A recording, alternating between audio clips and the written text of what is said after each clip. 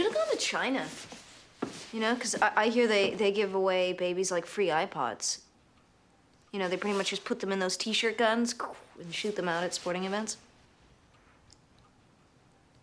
Your parents are probably wondering where you are. Nah.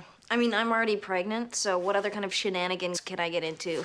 Hi, I'm Peter Travers, the movie critic for Rolling Stone, and we're going to talk about what's there at the movies this week. And there are three sort of major movies. The majorest one, if that's such a word, is The Golden Compass, because it cost $150 million to make. The studio New Line wants it to be the new Lord of the Rings trilogy. And you know what? I don't think so. Nicole Kidman stars in it. She's kind of the female Darth Vader. Somebody once said she looked like a Botoxed Marilyn Monroe in this. I mean, she does. There's nothing moving on her face. The story is so complicated you can't believe it. The Catholic League is already furious at the movie because they say that the magisterium, the villains of this, are the Catholic Church.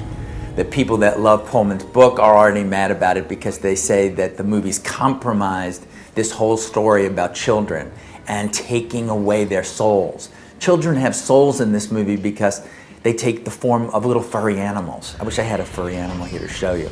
They're called demons, but it's not really bad. It's just they're little like cats and mice and different things like that. That represents your soul. Are you following me? I think not. I don't think anybody would.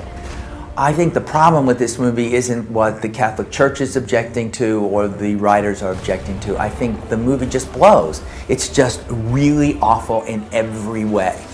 There's talking CGI bears. The bears go into battle. Nobody looks like they're in the same frame. The special effects are cheesy.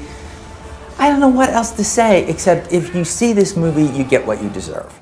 So I'm going to move on to things that are good.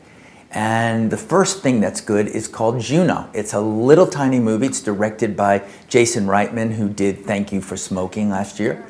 And it's a movie about a girl who's 16, Juno, played by Ellen Page, who's so good you can expect her to be nominated for Academy Award. And she's 16 and she's pregnant. She's had sex one time with her boyfriend, who's played by Michael Cera, who was so great in Superbad. And she goes to arrange an abortion. In fact, she calls up and she says, I'd like to arrange a hasty abortion. And then she thinks better of it and decides that she is going to have the baby and give it up for adoption to a couple she finds in an ad somewhere in a penny saver. This movie is hilarious, and it's hilarious because the script is by someone named Diablo Cody. In fact, she was in the Rolling Stone Hot issue as the hot screenwriter, and this is her first script. She was a phone sex operator and a stripper before she decided to write the script. See, so there's hope for all of us out there. This is the best comic original screenplay of the year. Diablo Cody is a name that you've got to remember, and Juno is a movie you're going to take to heart. It's not sappy at all, it's sassy, and it's really, really good. The last one has just got Oscar written all over it. It's called Atonement. It's from a book by Ian McEwan, who just writes great, harsh books. It's set in 1935 and goes through the Second World War, and it's a beautiful mansion in it. Keira Knightley is stunningly beautiful in this movie, and she's in love with the poor boy whose mother is a servant in her house. This is a movie that is not your father's version of a period piece.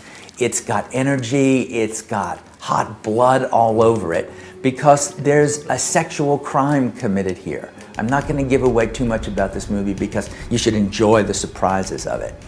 Atonement is one of the very best movies of the year, and I'm telling you to see it. And I'm Peter Travers.